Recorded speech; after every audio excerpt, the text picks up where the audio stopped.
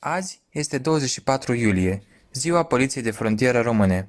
Astăzi, în anul 1864, domnitorul Alexandru Ioan Cuza a unit cele două structuri grănicerești din Moldova și țara românească. Deviza noastră este Patrie și onoare.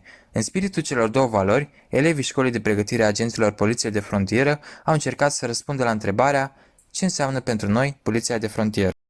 Mă numesc Magherca Adrian și în acest moment al vieții mele, Poliția de Frontieră reprezintă viitoarea familie în care vreau să cresc și să mă dezvolt atât profesional cât și personal. Ca elev al Școlii de Pregătire a Agenților Poliției de Frontieră, pot spune că primul pas pentru a intra în această familie l-am făcut deja.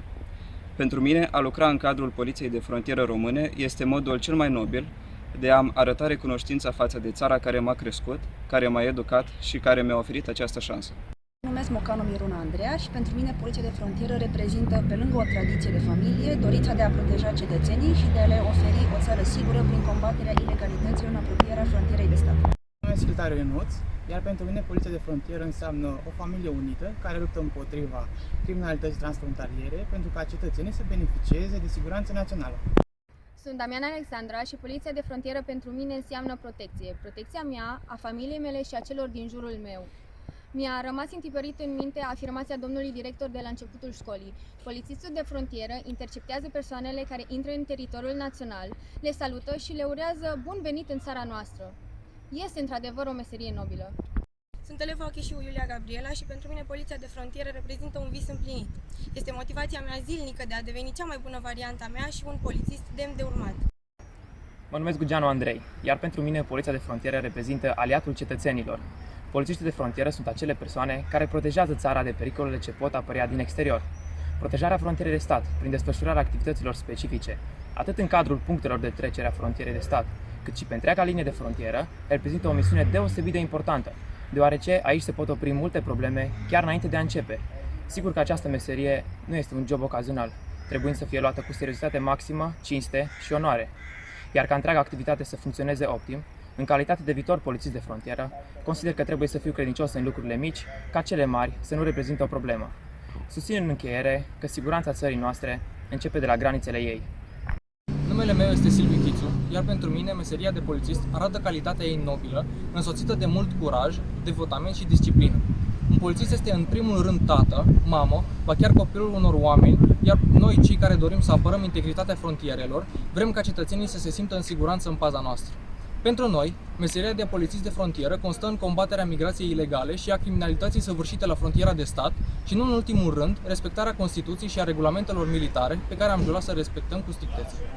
Mă numesc Funduianu Florina și susțin că Poliția de Frontieră reprezintă instituția de elită din cadrul Ministerului Afacerilor Interne.